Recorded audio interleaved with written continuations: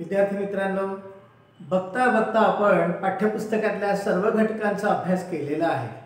आता या ठिकाणी आपण उपयोजित मराठी या घटकांबद्दल बोलणार आहे।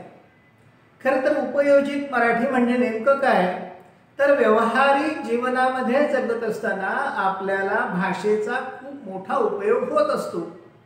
तो विभिन्न स्वरूपामध्ये असतो, विभिन्न प्रकारे आपल्याला करून घ्यावा लागतो आणि मग अशा वेळी ही कौशल्य आपल्या ठिकाणी प्राप्त झाली पाहिजे या हेतूने पाठ्यपुस्तकामध्ये उपयोजित मराठी हा घटक अभ्यासाला उपयोजिलेला आहे।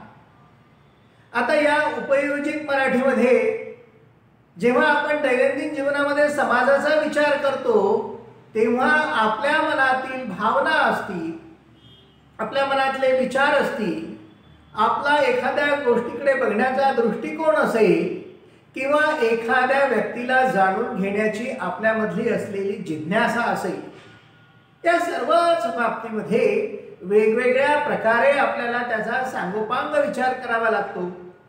उदाहरणार्थ एखादी व्यक्ती जी सामाजिक कार्यामध्ये फार मोठं कार्य केलेलं आहे, तिच्या व्यक्तिगत जीवनामध्ये जर आपल्याला डोकावून बघायचं असेल, तिच्या कार्याचा आपल्याला आढावा घ्यायचा असेल, तर मग आपल्याला काय करावं लागेल, त्या व्यक्तीचं बाह्य काम आपल्याला दिसलं पण त्याच्या अंतरागामध्ये असलेलं, त्याच्या संघर्षाबद्दल असलेलं आपल्याला कळणारच नाही।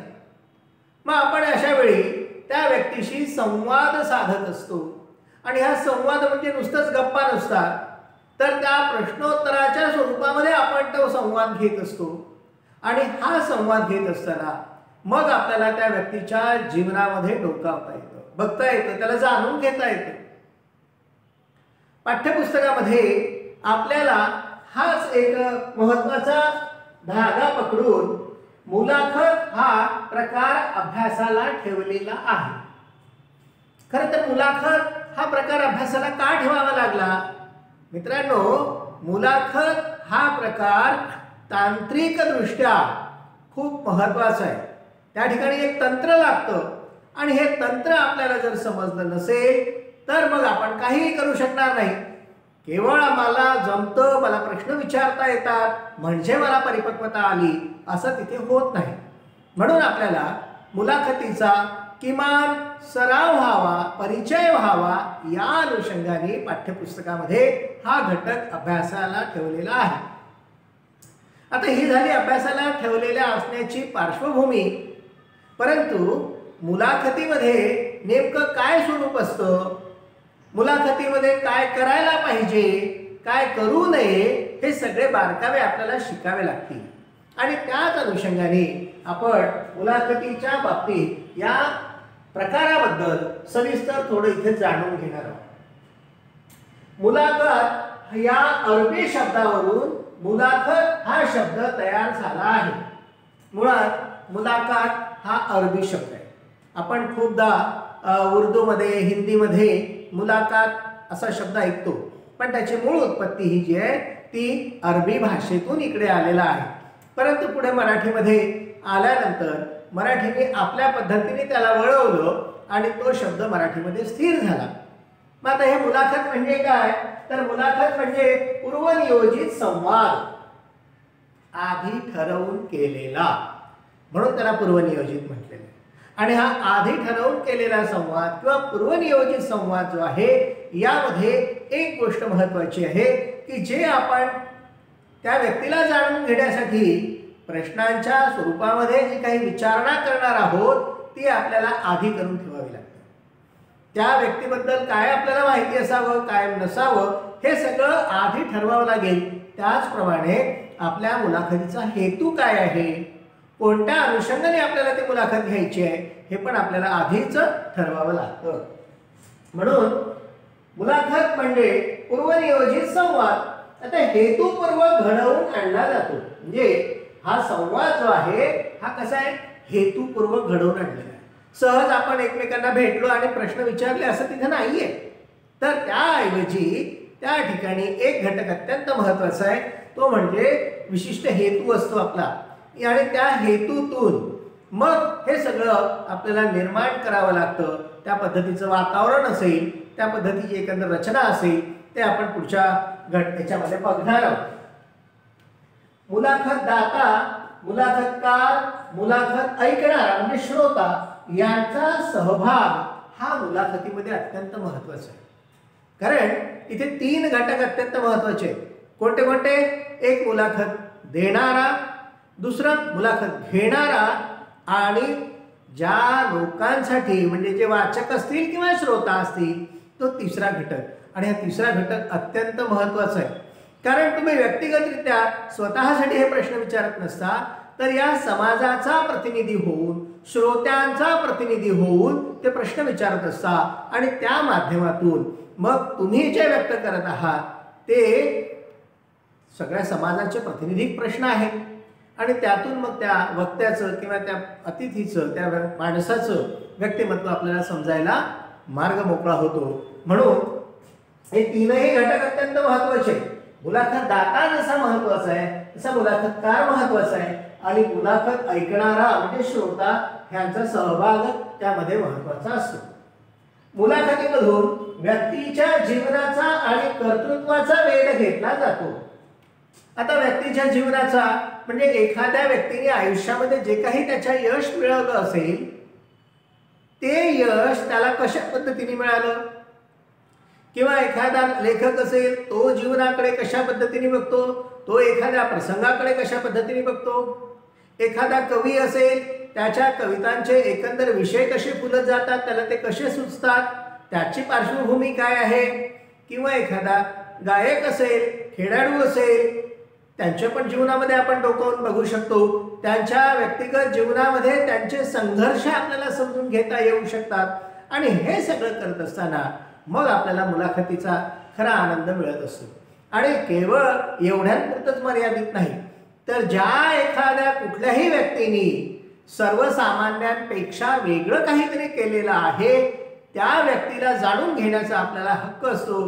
किंवा आपल्या मनामध्ये त्याच्याविषयीची जिज्ञासा असते. ती जिज्ञासा शमवण्याचं काम ही मुलाखत करत असते. मग तो अगदी एखादा कामगार असेल पण सर्व कामगार आहेत तसा तो नसतो, त्याच्यापेक्षा वेगळं काहीतरी कार्य त्याचं केलेलं असतं. एखादा शेतकरी असेल, एखादा मजूर असेल, कुणी का असेना तो माणसंच असतात.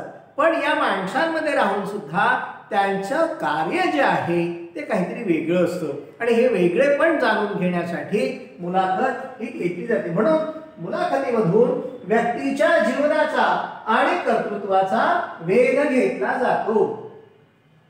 मुलाखत घेणे आणि मुलाखत देणे हे खूपच कौशल्याचे काम असते. कारण प्रश्न विचारायचे, प्रश्न कसेही विचारले तर चालत नाही.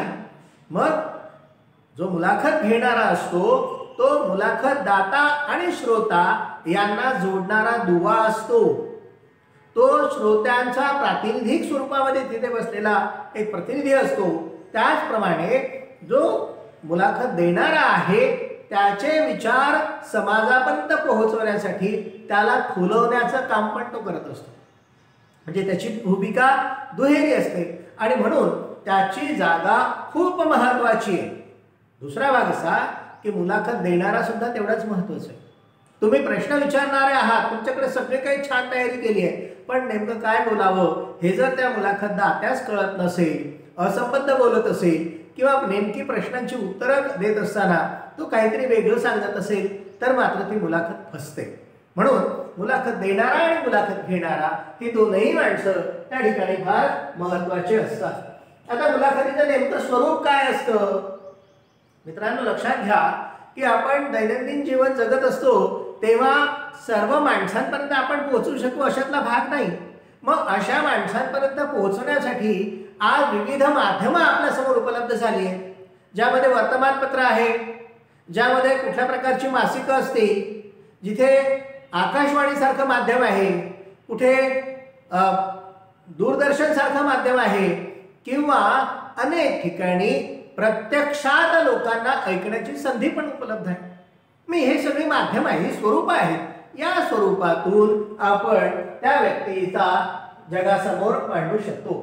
म्हणून लिखित स्वरूपामधली मुलाखत असू शकते, मौखिक स्वरूपामधली मुलाखत असू शकते, ध्वनिमुद्रित मुलाखत असू शकते किंवा प्रकट मुलाखत अशी सुद्धा असू शकते.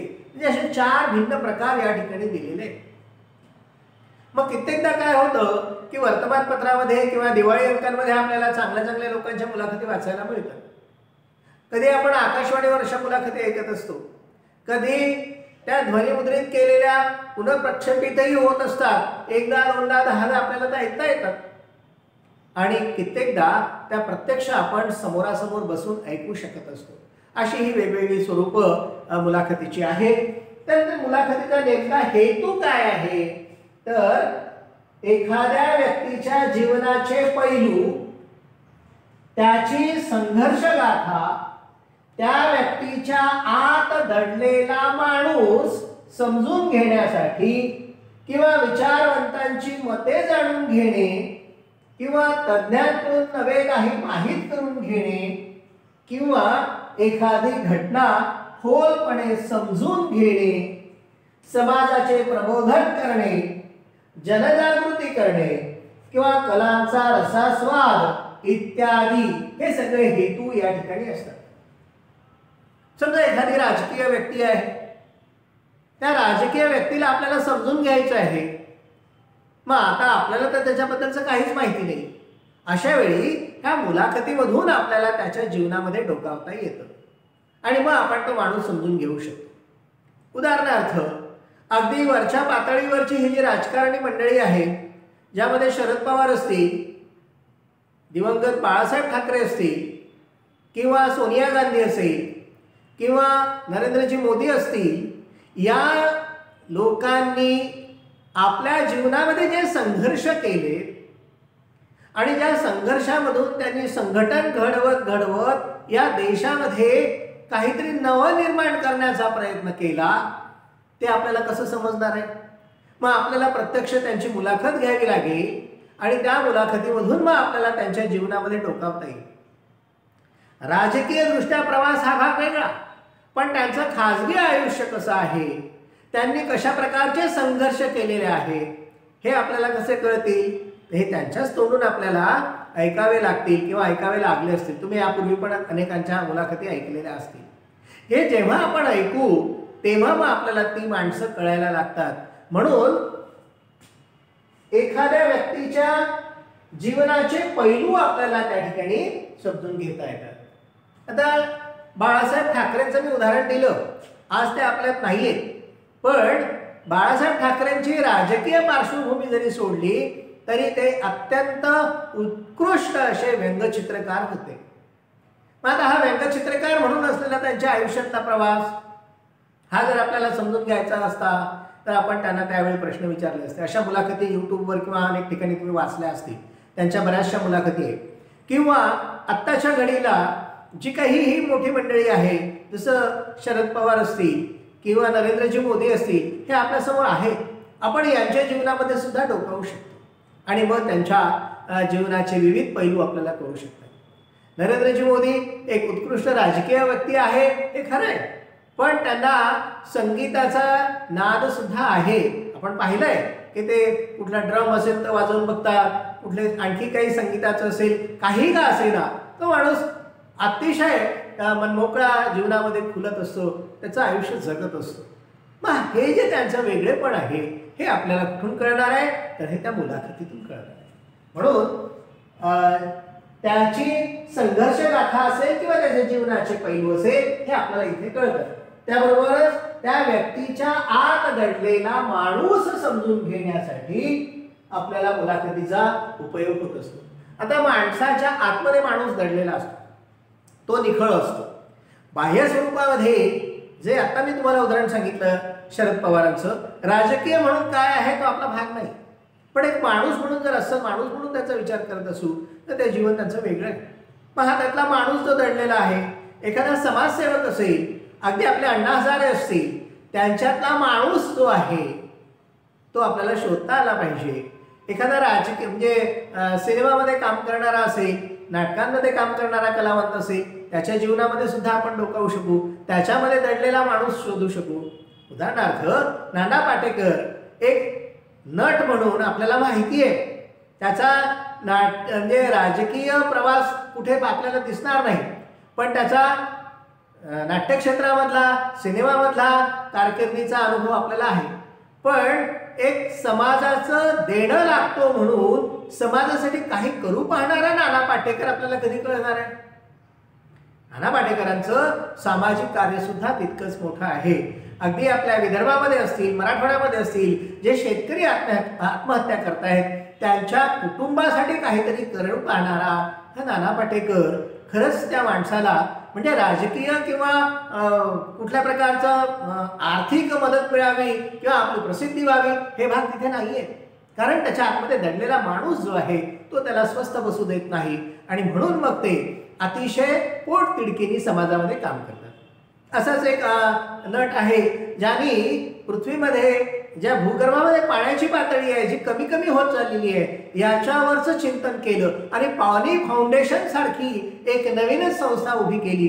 आज देशामध्ये पाणी फाउंडेशनच्या नावाखाली जी फार मोठी चळवळ उभी झाली, जे सगळ्या युवकांनी योगदान दिलं त्यामागे त्या व्यक्तीचं फार मोठं योगदान आहे.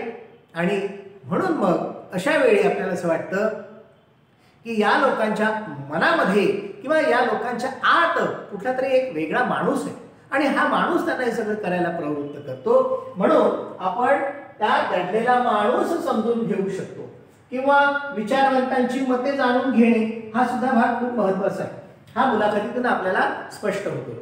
उदाहरणार्थ देशाची आर्थिक स्थिती असेल ही जर समजून घ्यायची असेल तर वित्तमंत्र्याची तुम्हाला मुलाखत घ्यावी लागेल आणि मग त्यांची जी वैचारिक पातळी आहे त्या वैचारिक पातळीनुसार आपल्याला पुढच्या सगळ्या दिशा कळत असतील.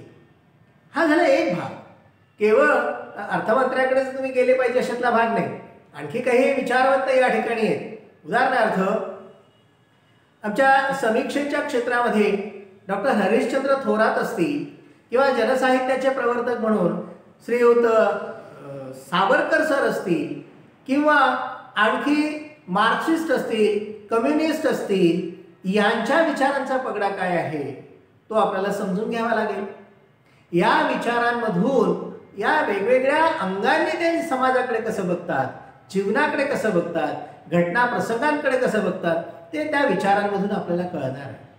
आधीच्या पिढ्यांबद्दल आपण आता बोलत नाही आहे. त्यांनी जे काही सांगितलं होतं ते आपण वाचतोय एवढंच. पण जी माणसं हयात आहेत त्यांच्याकडून हे सगळं समजून घेता येऊ शकतं. म्हणून अशा विचारवंतांची नावं भरपूर आहेत आणि ती मतं आपण जाणून घेऊ शकतो. तज्ज्ञांकडून नवे काही माहीत करून घेणे हा सुद्धा आहे. आता तज्ज्ञ म्हणजे एखादी व्यक्ती त्या त्या क्षेत्रामधले तज्ज्ञ असते. मग या तज्ज्ञ माणसाकडून आपल्याला काही समजून घेता येऊ शकतं का, तर त्याचा आपण प्रयत्न करायचा आहे. आणि हा प्रयत्न जेव्हा आपण करतो ना तेव्हा मग आपल्याला कळायला लागतं की नाही हे असं असं आहे. उदाहरणार्थ आज हा जो कोरोना किंवा कोविड आहे त्या कोविडच्या अटकावासाठी एक लस तयार केल्या गेली. ती भारतीय वैज्ञानिकांनी प्राणपणाने तयार केलेली आहे. पण या वैज्ञानिकांना जे संघर्ष करावे लागले ते संघर्ष आपल्याला कसे कळतील, त्यांनी घेतलेले परिश्रम कसे कळतील, तर हे या लोकांपर्यंत जाऊन आपल्याला समजून घ्यावे लागते. म्हणून या लोकांकडून तज्ज्ञांकडून आपल्याला काही नवं माहीत करून घेता येतं. एखादी घटना सखोलपणे समजून घेणे ही सुद्धा खूप महत्त्वाची घटना आहे. आणि कुठली एखादी घटना घडली किंवा एखादी घटना असेल तर त्याच्या मागचं सामाजिक शास्त्र काय आहे, सामाजिक मानसशास्त्र काय आहे किंवा त्या घटनेची एकंदर व्याप्ती काय आहे, त्या घटनेचं स्वरूप काय आहे हे सुद्धा आपल्याला अशा लोकांकडून समजू शकतं. म्हणून सुद्धा आपल्याला मुलाखतीचा उपयोग होतो. त्यानंतर जनजागृती करणे किंवा समाजाचे प्रबोधन करणे हा जवळपास एकच घटक आहे. ही जनजागृती किंवा समाजाचं प्रबोधन आहे हे या मुलाखतीतून होत असतं. आणि मग ही जी तज्ज्ञ मंडळी आहे ही आपले विचार त्या ठिकाणी व्यक्त करत असतात आणि त्या माध्यमातून मग आपल्याला ती व्यक्ती कळायला लागते. त्यानंतर कलांचा रसास्वाद घेण्यासाठी सुद्धा आपण मुलाखत घेऊ शकतो. मित्रांनो लक्षात घ्या की संगीत क्षेत्रामध्ये लता दीदींचं नाव आज जगामध्ये आहे. मग आता या लता दीदींच्या जीवनामध्ये आपल्याला झाकून बघायचं असेल आणि आपल्याला त्यांना उकळून घ्यायचं असेल तर त्यांची मुलाखत प्रत्यक्ष आपल्याला ऐकावी लागेल. अगदी आजच्या पिढीला एक आदर्श असणारी एक गायिका म्हणजे कौशिकी चक्रवर्ती. मग या बाईंनी आयुष्यामध्ये काय काय केलं संगीतासाठी कसे संघर्ष केले हे आपल्याला जाणून घेता येतील. व्यंगचित्रकार असतील, या व्यंगचित्रकारांच्या आयुष्यामध्ये डोकावून मग आपल्याला त्यांचं जीवन समजून घेता येईल. कारण दिसायला सगळी माणसं सारखी जरी असली तरी या माणसांच्या आयुष्यामध्ये काय काय घडत गेलं, ती कलांमध्ये कशी रममाण झाली आणि त्या कलेतून समाजाला काय मिळत गेलं, कसे ते फुलत गेले हे आपल्याला समजून घेता येतं. म्हणून अशा प्रकारच्या कलांचा रसास्वाद सुद्धा आपल्याला इथे घेता येतो. मी 4-2 उदाहरणं तुम्हाला सांगितली. मग त्याच्यामध्ये संगीत असेल, त्याच्यामध्ये चित्र असेल, त्यामध्ये गाणं असेल, पण याशिवाय अनेक अशा कला आहेत. जसं नृत्य आहे, या नृत्याबद्दलही आपण त्या लोकांकडून समजून घेऊ शकतो. आणि मग आपल्याला लक्षात येतं की हे किती व्यापक स्वरूपाचं क्षेत्र आहे. म्हणून मुलाखतकार होणं ही खूप मोठी आणि गर्वाची गोष्ट आहे. पण त्यासाठी तुम्हाला स्वतःला तयार करायचं असतं आणि हे तयार करत असताना ते इतकं सहज सोपं होणारं नाहीये. जरी तिथे माध्यम भाषा असलं तरी भाषेमध्ये आपण किती सहजरित्या गिरक्या घेऊ शकतो, आपण भाषेमध्ये किती एकरूप होऊ शकतो, आपलं भाषेवरचं प्रभुत्व किती आहे यावर ह्या सगळ्या गोष्टी अवलंबून असतात. म्हणून भाषा हा घटक या ठिकाणी महत्त्वाचा. आता आपण पूर्वतयारी कशी करायची याविषयी थोडा बारकाईने अभ्यास करणार आहोत. मित्रांनो लक्षात घ्या, ज्याची मुलाखत घ्यायची आहे त्याच्याबद्दलची आवश्यक माहिती मुलाखतकाराला असायला पाहिजे. कारण आपण ज्याची मुलाखत घेणार आहोत त्याच्याबद्दलची जर माहिती नसेल तर मग आपण त्यांना प्रश्न कसे निर्माण करून विचारणार आहोत. समजा एखाद्या मोठ्या विचारांचा प्रभाव असलेली एखादी व्यक्ती असेल तर त्या व्यक्तींवर कोणाचा प्रभाव आहे, कोणत्या विचारांचा प्रभाव आहे, त्यांचं नेमकं कार्य काय आहे हे कळल्याशिवाय किंवा त्यांचा जन्म कुठे झाला, त्यांचं शिक्षण काय आहे, त्यांचा नेमका व्यवसाय काय आहे, ते ज्या कार्यामध्ये स्वतःला झोकून देतात त्याबद्दलचं जर तुम्हाला माहिती नसेल तर तुमचे प्रश्न नीट उपस्थित होऊ शकणार नाहीत. आणि म्हणून एक भाग अत्यंत महत्त्वाचा आहे की ज्याची मुलाखत घ्यायची आहे त्याच्याबद्दलची आवश्यक माहिती आपल्याला असायला पाहिजे, त्याशिवाय आपण ते प्रश्न उपस्थित करू शकणार नाही. दुसरं आहे मुलाखतीच्या विषयाचे सखोल वाचन किंवा उद्दिष्ट, प्रश्नांचे स्वरूप व प्रश्नांची संख्या, तसेच बैठक व्यवस्था, ध्वनिक्षेपण व्यवस्था, वातावरण निर्मिती, गरजेनुसार संदर्भ ग्रंथ, चित्रे, वाद्ये, वस्तू इत्यादी आपल्याला तयारी पूर्व करून ठेवणे आवश्यक आहे. काय होतं माहिती आहे का की मुलाखतीचा विषय जो आहे तो विषय आधी तुम्हाला समजला पाहिजे. हा जर तुम्हाला विषय समजत असेल तर मग आपल्याला त्या विषयामध्ये पुढे जाऊन काही बारीक प्रश्न निर्माण होऊ शकतात. आपल्या मनातले जे प्रश्न असतात ते समाजाचे प्रातिनिधिक स्वरूपाचे प्रश्न असतात. म्हणजे तुम्हाला साकल्याने त्या गोष्टीचं चिंतन करावं लागेल आणि त्यातूनच मग तुम्हाला प्रश्नांचं स्वरूप ठरवावं लागेल. म्हणून आधी काय करावं लागेल, आपल्याला ज्याची मुलाखत घ्यायची आहे त्याला आपण जाणून घेणं गरजेचं आहे. ज्याची मुलाखत घ्यायची आहे त्याच्याबद्दलची आवश्यक माहिती आपल्याला असेल तर मग आपण त्या विषयाचं सखोल ज्ञान घेऊ शकू, त्याचं वाचन आपलं होईल. आणि एकदा का हे वाचन आपलं असेल तर या बळावर मग आपल्याला मुलाखतीचं पुढचं स्वरूप ठरवायचं आहे की मुलाखत कोणत्या अंगाने जाणार आहे. म्हणजे मुलाखतीचं नेमकं उद्दिष्ट काय आहे, कोणत्या उद्देशाने आपल्याला ती घ्यायची आहे. समजा आमचा एखादा सिनियर नट असेल, त्यांनी केलेलं पाणी फाउंडेशनचं काम आपल्याला बघायचं आहे, म्हणजे सामाजिक काम बघायचं आहे की त्यांचं चित्रपट सृष्टीमधलं योगदान बघायचं आहे, त्यांच्या जीवनामध्ये केलेला त्यांनी संघर्ष बघायचा आहे की त्यांच्या एकंदर विचाराचा प्रभाव समाज कशा पद्धतीने घेतो यातून तुम्हाला काय नेमकं उलगडतं ते तुम्हाला ठरवावं लागणार आहे. हे जर आपण ठरवणार नसू तर मग आपली मुलाखत ही पुढे जाऊ शकणार नाही. म्हणून तुमच्या मुलाखतीचं उद्दिष्ट काय. एका व्यक्तीच्या जीवनामध्ये अनेक पैलू असू शकतात. एखादा राजकारणी व्यक्ती आहे, ठीक आहे, राजकारणी असू शकतात. जसं बाळासाहेब ठाकरे एक राजकारणी म्हणून त्यांच्याकडे पाहिलं जातं हा भाग वेगळा, पण एक उत्कृष्ट व्यंगचित्रकार म्हणून जर त्यांच्याकडे पाहायचं असेल तर मग तुम्हाला राजकारण हा विषय मध्ये आणता येणार नाही. तर त्या बाहेरचा त्यांचा जो माणूस आहे, जो चित्रकला म्हणजे एका कलाकृतीला वाहिलेला माणूस आहे, तो आपल्याला शोधावा लागेल.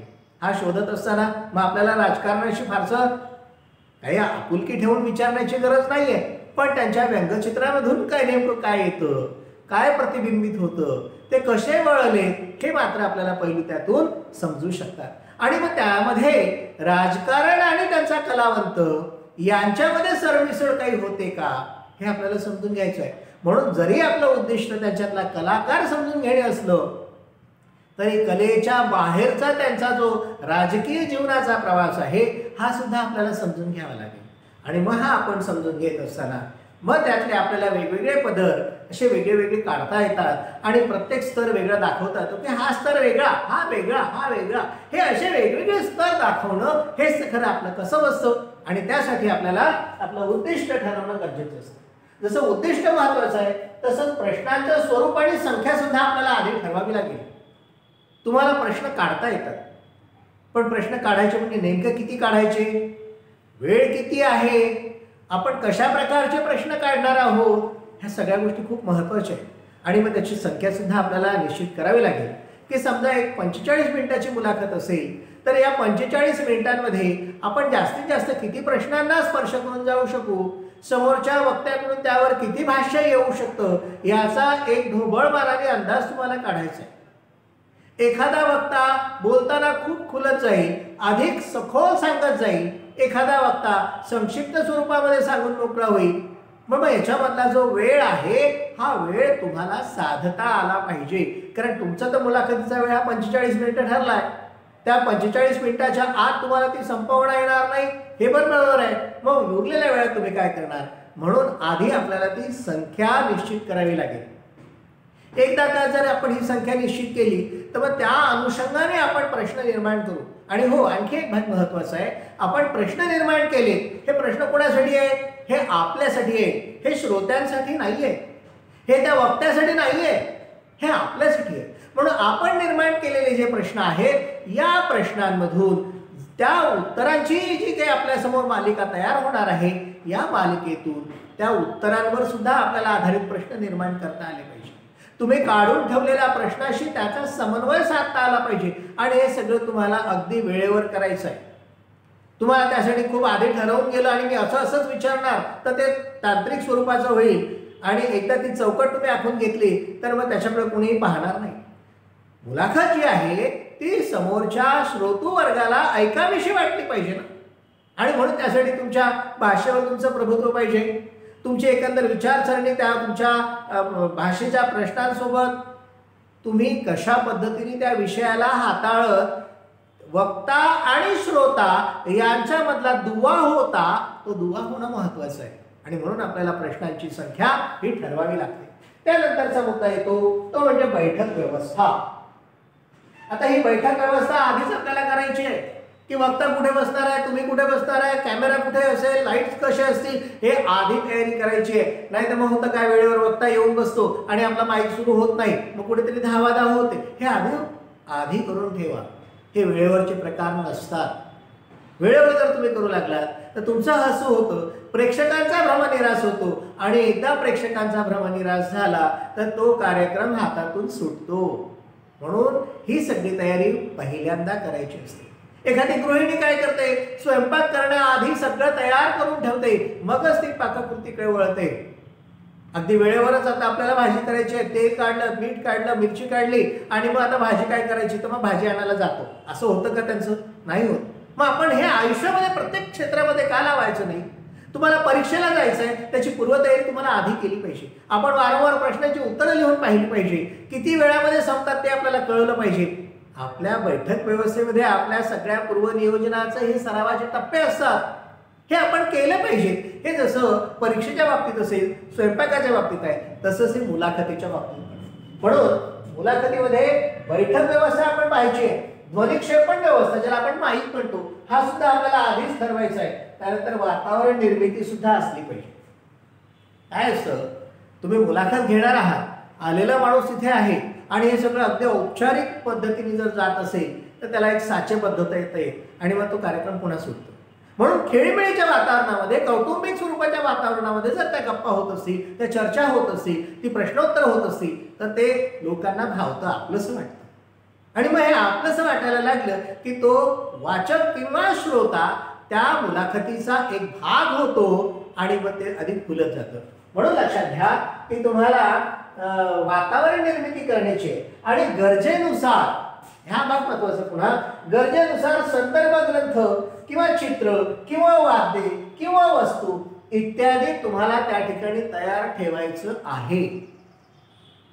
जसं मी आधी तुम्हाला म्हटलं होतं की कौशिकी चक्रवर्ती आहे, त्यांच्या गाण्याचा जो काही प्रवास असेल, त्यांच्या जीवनामध्ये त्यांनी केलेलं हे साध्य कशा पद्धतीने प्राप्त केलं हे समजून घ्यायचं असेल आणि तुम्ही ते समजून घेतलं, पण सरतेशेवटी प्रेक्षकांची भूमिका ही असणार आहे.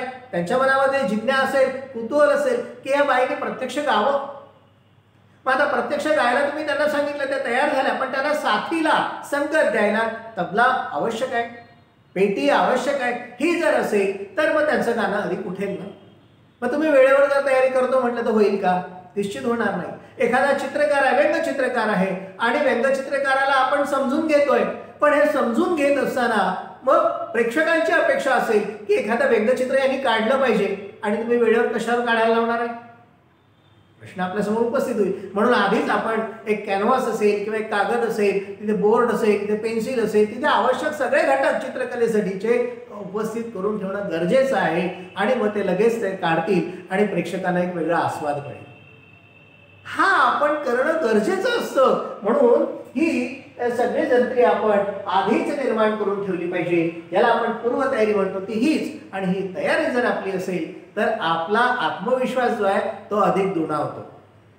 वेळेवर धावपळ करतो म्हटलं की आपलाही आत्मविश्वास डळमळतो. म्हणून हा डळमळू नये यासाठी आपण आधी सगळी तयारी करून जर गेलो तर निश्चितच आपली मुलाखत ही यशस्वी होऊ शकते आणि एखाद्या व्यक्तीला समजून घेण्याचा मार्ग प्रशस्त होतो. हा एक फार मोठा आज व्यवसायाचा भाग झालेला आहे. जगामध्ये मुलाखतकार हे अनेक भाषांमध्ये त्या त्या देशामध्ये आपलं काम इमाने करतात. तुम्हाला उद्याची ती संधी आहे आणि उद्याची ही जी संधी तुम्हाला मिळणार आहे त्याची पूर्वतयारी आपल्या 12व्या वर्गाच्या पाठ्यपुस्तकापासून सुरू झालेली आहे. कदाचित काळाच्या ओघामध्ये तुम्ही एक चांगले मुलाखतकार म्हणून पुढच्या काळामध्ये येऊ शकाल. जसं आज आपल्याला जर मुलाखतकारांची काही यादी करायची असेल तर वर्षा उसगावकर ही जरी अभिनेत्री असली तरी एक उत्कृष्ट मुलाखतकार सुद्धा आहे. जर तुम्हाला आणखी काही नावं घ्यायची असतील तर त्यामध्ये सध्या हवा येऊ द्यामध्ये जे निलेश साबळे आहेत हे सुद्धा एक उत्कृष्ट मुलाखतकार आहेत. तुम्ही कधी ऐकत असाल यांच्या मुलाखती तर बघा तुम्ही किती सहज ते वक्त्याला सोबत घेऊन जातात. त्याच्या मनामध्ये दडलेलं सगळं काढूनही घेतात, प्रेक्षकांनाही आपल्या सोबत घेतात. हे आपल्याला जमलं पाहिजे. राजा धर्माधिकारींचं नाव आपल्याला आधाराने घ्यावं लागतं.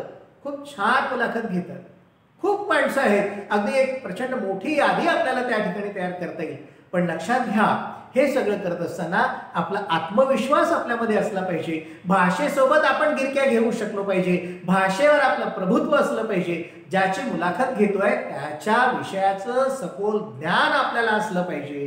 किमान सगळ्या क्षेत्राचं ज्ञान आपल्याला असणार नाहीये, पण आधी जर आपली मुलाखत ठरलेली आहे तर त्याची पूर्वतयारी आपण केली पाहिजे. अनेकदा असं होतं की फाजील आत्मविश्वास घेऊन लोक म्हणतात आम्ही मुलाखत घेऊन घेऊ, आमचं तर खूप मोठं प्रभुत्व आहे त्याच्यावर, आमचं हे डाव्या हाताचा मळ आहे. डाव्या हाताचा मळ वगैरे नसतो. अनेक कार्यक्रमांमध्ये मुलाखती फसलेल्या आहेत. जे स्वतःला मोठे मुलाखतकार म्हणून घेतात त्यांच्या मुलाखती जेव्हा फसतात तेव्हा मग विचिंतन करावं असं वाटतं की का म्हणून असा फाजील आत्मविश्वास या लोकांमध्ये निर्माण होतो. प्रत्येक गोष्ट ही एक साधना समजली पाहिजे आणि ती जेव्हा साधना समजतो तेव्हा निश्चितच त्यातून आपल्याला काहीतरी मिळत असतं. आमच्या लता मंगेशकर असतील, आज जगामध्ये त्यांच्या बरोबरीने कुणीही गायक क्षेत्रामध्ये नाहीये, पण आज देखील त्या सराव करतात. म्हणजेच काय, त्यांची साधना सुरू आहे.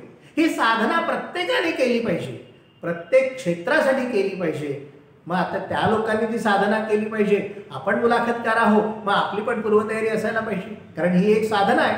असो, आपण सगळे खूप जाणकार आहात आणि मी देतोय ह्या सगळ्या टिप्स तुम्हाला केवळ परीक्षेपुरत्या नाही तर आयुष्यामध्ये तुम्हाला एक दिशा देणाऱ्या आहेत. म्हणून या गोष्टींचा सुद्धा साकल्याने विचार करा. आता आपण मुलाखतकारांनी काय करावं आणि काय करू नये हे सुद्धा बघणं महत्वाचं आहे आणि त्यासाठीच आपण बघूया की मुलाखत घेताना काय करावं.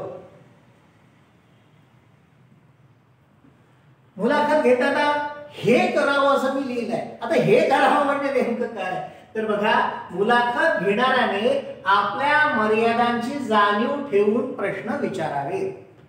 तुम्ही मुलाखत घ्यायला गेलेले आहात म्हणजे तुम्हाला काहीतरी प्रतिष्ठा आहे, तुमचं काहीतरी भाषेमध्ये आहे, याचा अर्थ तुम्ही सर्वेसर्वा झालं असं होत नाही. तुमची मर्यादा ही आहे की तो जो आलेला व्यक्ती आहे, ज्याची तुम्ही मुलाखत घेणार आहात, तो महत्वाचा आहे. तुमचं स्थान त्या ठिकाणी जरी प्रमुख असलं तरी ते दुय्यम आहे. कारण लोक तुम्हाला ऐकायला आलेले नाहीत, तर ते त्या व्यक्तीला ऐकायला आलेले.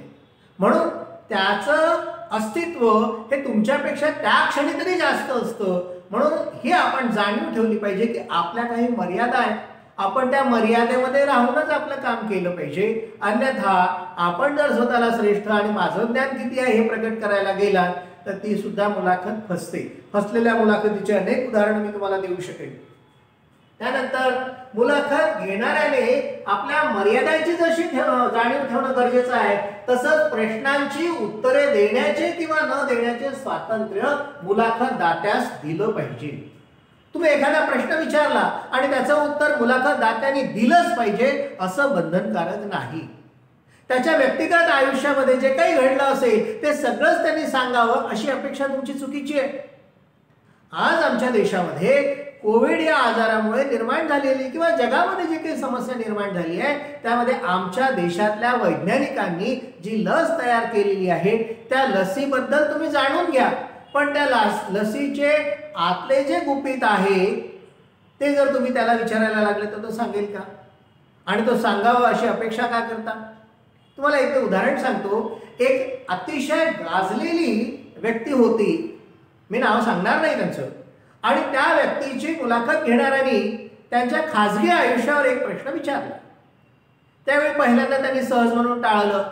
परत या मुलाखत करताना तोच प्रश्न पुन्हा उपस्थित केला. त्यावेळी त्या व्यक्तीने सांगितलं, म्हणजे ज्यांची मुलाखत होती त्यांनी सांगितलं की याच्यावर विचार करायला मला वेळच मिळाला नाही. मग आता पुन्हा चौथ्यांदा तिसऱ्यांदा विचारणार आहात का तुम्ही? नाही. हे असं सांगितलंच पाहिजे असा हट्ट नको. जे त्यांना सांगायचं ते सांगू दे. त्यांना त्यांना जाणून घेणं आपला उद्देश आहे. त्यांना कुठल्या तरी संकटामध्ये कचाट्यामध्ये पकडणे हा आपला उद्देश नाही. म्हणून मुलाखत दात्यास त्याचं स्वातंत्र्य पूर्ण आहे. त्यांनी काय सांगावं आणि काय सांगू नये, म्हणून त्याचं उत्तर देणे किंवा न देणे हे त्याच्यावर अवलंबून आहे. तुम्ही त्याला बंधनकारक करू शकत नाही. त्यानंतर आहे मुलाखतीचे सादरीकरण ओघवते, श्रवणीय, उत्स्फूर्त असावे. आता ह्याचे 3 वेगवेगळे मुद्दे दिले आपण. ओघवत असलं पाहिजे म्हणजे प्रवाहीपणा त्याच्यामध्ये असला पाहिजे. ज्या पद्धतीने एखाद्या नदीमध्ये जो प्रवाह असतो पाण्याचा, तो सहज पुढे पुढे पुढे पुढे जात असतो. त्याला काही पुन्हा वेगळं करावं लागत नाही. तुमच्या भाषेच्या ओघवत्या स्वरूपामध्ये सुद्धा हा प्रवाह असा सहज गेला पाहिजे जेणेकरून तो श्रोता जो आहे तो सुद्धा त्या लाटांवर स्वार होऊन पुढे पुढे गेला पाहिजे. त्याला ते आपलं वाटायला पाहिजे. आता हे आपलं कधी वाटेल? जर तुम्ही त्याला आपल्या सोबत घेत असाल, म्हणजे कार्यक्रमाला तुम्ही एक प्रवाहित्व ठेवलं असेल. जर तुम्ही साचेबद्धता आणली तर ते निश्चित होणार नाही. म्हणून साचेबद्धतेऐवजी त्याच्यामध्ये काय करायला पाहिजे? आपण ओघवते पण असलं पाहिजे, ते श्रवणीय पण असलं पाहिजे. ऐकावंसं वाटलं पाहिजे ना. जर ते ऐकावंसंच वाटत नसेल तर, म्हणून श्रवणीयता ही महत्वाची आहे. तुमचं भाषेवरचं प्रभुत्व हे सगळ्यात महत्वाचं आहे मित्रांनो, लक्षात घ्या. मी वारंवार एकच शब्द तुम्हाला सांगतोय. आणि तुम्हाला केवळ या क्षेत्रासाठीच भाषेवरचं प्रभुत्व पाहिजे असं आवश्यक नाही. दैनंदिन जीवनामध्ये सुद्धा तुम्हाला भाषेचं खूप महत्व आहे हे जाणून घ्या. तुम्ही कुठलाही व्यवसाय करा, पण भाषेवर प्रभुत्व असेल तर तुम्ही जगावर राज्य करू शकता. शस्त्रांनी राज्य करता येत नाही, पण भाषेने मात्र राज्य करता येतं. आमचे विवेकानंद स्वामी अमेरिकेला गेले आणि अमेरिकेला शिकागोमध्ये भाषण करत असताना फक्त एक विधान त्यांचं जे होतं ते जगावर राज्य करण्यासाठी त्यांना पुरेसं होतं. काय म्हणाले होते? माझ्या बंधूंनो आणि भगिनींनो, विश्वव्यापकता जी ज्ञानेश्वरांनी सांगितलेली आहे ती त्यांच्या वाणीतून जेव्हा अशी प्रसवली तेव्हा निश्चितच सगळं सभागृह त्यांचं झालं. लेडीज अँड जेंटलमन जिथे म्हणण्याची प्रथा आहे तिथे ब्रदर्स अँड सिस्टर्स म्हटल्याबरोबर एक नातं वेगळं जगाशी जोडल्या गेलं. हे भाषेचं प्रभुत्व आहे. तुम्हाला एखादा आजार होतो, त्या आजारामध्ये त्या आजारापेक्षा डॉक्टरचं बोलणं जर चांगलं असेल तर अर्धा आजार आपला दुरुस्त होतो.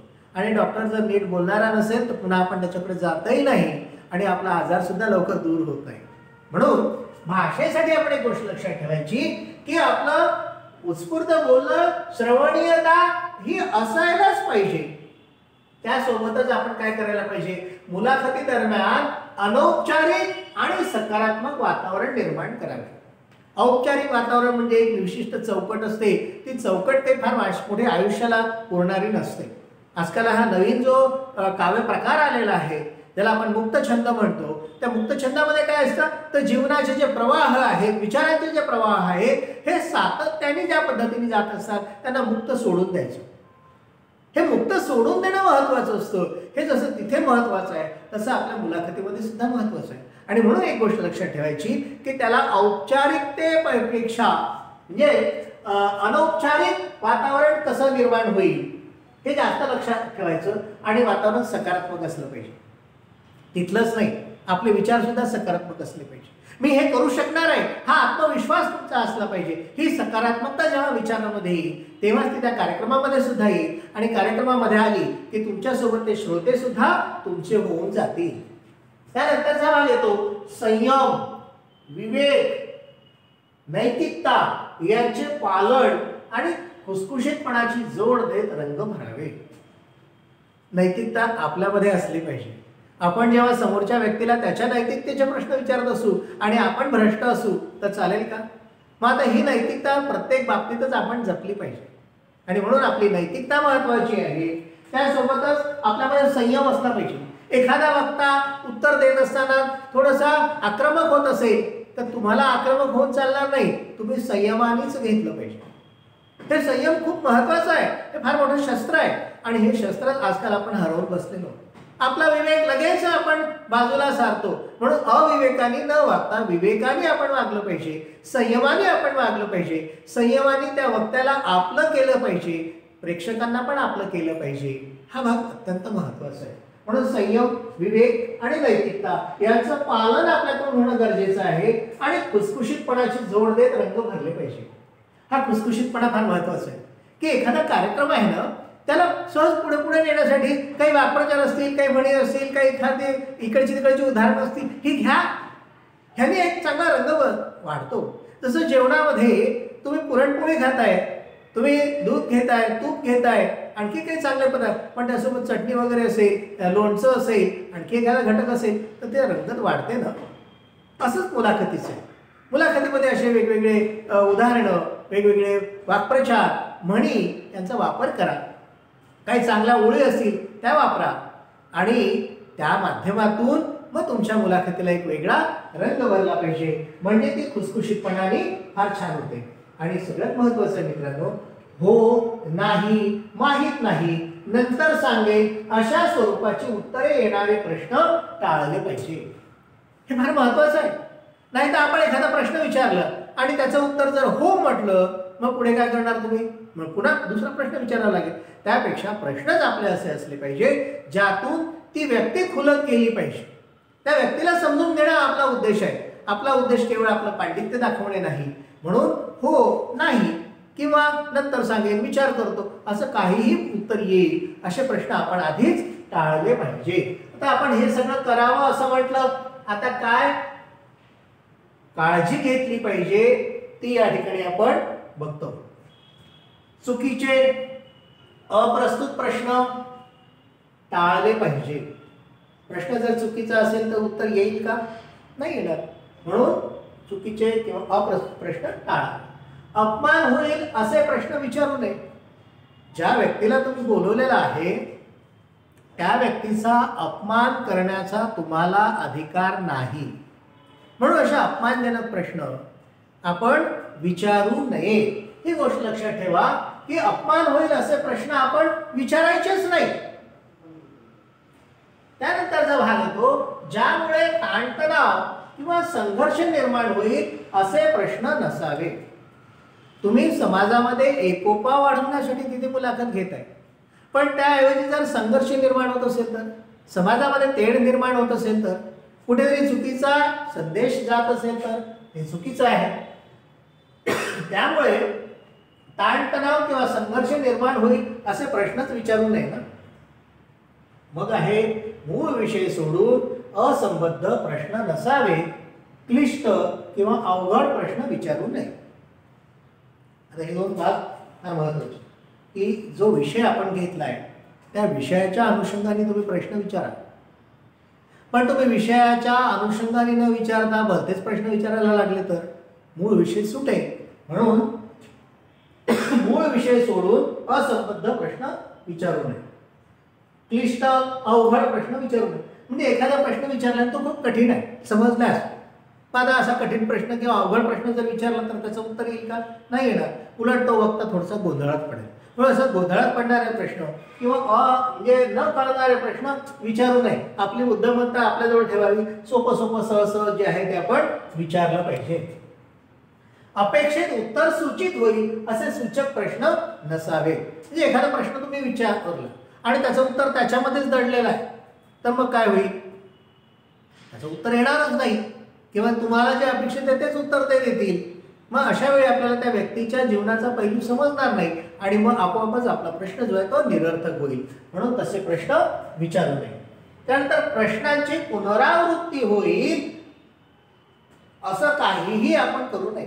तोच तो प्रश्न किंवा त्याच प्रश्नामध्ये भाषा वेगळी पण अर्थ एकच असं काहीही पुनरावृत्ती होणारं करू नये, ते टाळावं. रटाळ, कंटाळवाणे किंवा प्रभावहीन प्रश्न विचारू नये. खूपदा काय होतं, आपण विचारलेले प्रश्न रटाळ असतात, कंटाळवाणे असतात, नको वाटतात. मग असे का विचारायचे? कारण आपला उद्देश काय आहे? समोरच्या व्यक्तीला जाणून घेणे. आणि समोरच्या व्यक्तीला जर जाणून घ्यायचं असेल तर त्यामध्ये खुसखुशीतपणा असला पाहिजे, खुमासदारपणा असला पाहिजे, स्पष्टपणा असला पाहिजे. ते रटाळ होणार नाही याची आपण काळजी घेतली पाहिजे. त्यानंतर पूर्वतयारी न करता आत्मविश्वासाच्या आहारी जाऊन मुलाखत घेऊ नये. खूप महत्वाचं आहे. अनेक महत्वाचे मुद्दे सांगितले पण हा सगळ्यात महत्वाचा आहे. कारण होतं काय, पुष्कळदा आपल्याला असं वाटतं हे तर मी सहज करून जाईल. सहज काहीच होत नसतं. तुम्हाला सराव हा करावाच लागतो. अति फाजील आत्मविश्वास केला तर फसगत होण्याची शक्यता आहे. डॉक्टर बाबासाहेब आंबेडकरांनी आपल्याला सांगितलं, आपण पाहिलं यापूर्वी, की आत्मविश्वासासारखी दुसरी शक्ती नाही. खरं आहे ते, पण आत्मविश्वासासारखी शक्ती नाही हे जरी खरं असलं तरी फाजील आत्मविश्वास ठेवा असा त्याचा अर्थ होत नाही. म्हणून फाजील आत्मविश्वास ठेवू नका. आत्मविश्वास ठेवा, तो आवश्यक आहे, पण पूर्वतयारी न करता आत्मविश्वासाच्या आहारी जाऊन म्हणजे फाजील आत्मविश्वासाने मुलाखत घेऊ नये. मुलाखती दरम्यान हास्यास्पद हावभाव करू नये हा घटक सुद्धा अत्यंत महत्त्वाचा आहे. कारण आपल्याला बघणारे हजारो डोळे समोर बसलेले असतात आणि त्यांच्यासमोर जर आपल्या चेहऱ्यावरचे हावभाव हे हास्यास्पद असतील तर काय होईल? आपली जी प्रतिमा निर्माण झालेली आहे ती डागाळली जाईल. हे दोघांनी लक्षात ठेवायचं आहे, मुलाखतदात्यांनी आणि मुलाखतकर्त्यांनी सुद्धा. आपलं काम नाहीये अशा आचकट बिचकट हावभाव करणे. आपल्याला बघायला लोक आलेले आहेत तेव्हा आपलं एकंदर चेहऱ्यावरचं जे प्रसन्नतेचे भाव आहेत ते कायम ठेवा. उगाच ओरबडलेल्या चेहऱ्याने किंवा उदास चेहऱ्याने बसू नका. तसंच अति विचित्र प्रकार करून सुद्धा तिथे बसू नका. सहज सोपं आणि प्रसन्न व्यक्तिमत्व घेऊन तिथे जा. त्यानंतर मुलाखत देणाऱ्यापेक्षा मुलाखत घेणाऱ्याने स्वतः जास्त बोलू नये हे सुद्धा महत्त्वाचं आहे. खूपदा काय होतं की कार्यक्रम कमी आणि भलत्याच गोष्टी जास्त सुरू असतात. कशा असतात की समजा मुलाखतकार आहे, त्याचं ज्ञान असेल जास्त हो, पण तुम्हाला बोलायचं नाही आहे ना. बोलायचं कोणाला आहे? मुलाखतदाराला. म्हणून तुम्ही जास्त न बोलता त्यांना बोलू द्या. पुष्कळदा भाषणामध्ये सुद्धा असं असतं, भाषण झाल्यानंतर तो जो निवेदक असतो तो त्याचं जास्तीचं सांगत असतो. म्हणजे प्रश्न पडतो, भाषण महत्त्वाचं की हे महत्त्वाचं? याला ऐकायला आलो की याला ऐकायला आलो? म्हणून असं आपण कधीही करू नये. जास्त आपण बोलू नये, त्या व्यक्तीला जास्त बोलू द्यावं आणि मुलाखत नियोजित वेळेत पूर्ण करावी. हे सुद्धा खूप महत्त्वाचं आहे की वेळ आपल्याकडे भरपूर आहे असं नसतं. आपल्याकडे असेल, आपल्याला काम नसेल पण समोरची व्यक्ती जी आली आहे, ज्याची आपण मुलाखत घेणार आहोत, त्याच्या पण आयुष्यामध्ये त्या वेळेला महत्त्व आहे. किंवा जे श्रोते आहेत ते सगळे कामं सोडून त्या ठिकाणी आलेले आहेत, ते सुद्धा महत्त्वाचे आहेत, त्यांची पण वेळ महत्त्वाची आहे. म्हणून ठराविक वेळ जी आहे ती ठराविक वेळेमध्येच आपली ती मुलाखत पूर्ण झाली पाहिजे. आणखी एक महत्त्वाचं मित्रांनो लक्षात घ्या की तुम्ही मुलाखत घेताय, मुलाखत अशी एकदम छान सुरू झाली म्हणजे ज्या पद्धतीने एखादा क्रिकेटर क्रिकेटच्या ग्राउंडमध्ये उतरलेला आहे, तो बॅट्समन आहे आणि पहिल्याच बॉलवर त्यांनी षटकार मारला, 6 मारला, तर काय होईल? ते जे स्टेडियम आहे, ते प्रेक्षकगृह जे आहे ते आनंदाने उधाण येईल आणि तिथून जे अशी फलंदाजी सुरू होईल, बॅटिंग सुरू होईल की ते उंच ग्राफ घेऊन जाईल. आले जर उंचावत असेल तर त्या सामन्याला एक मजा येते. आणि मग त्या जे काही ठराविक ओव्हर नंतर तो सामना तिथे थांबला तरी लोकांना असं वाटेल अरे जाऊच नाही, पुढे गेलं पाहिजे.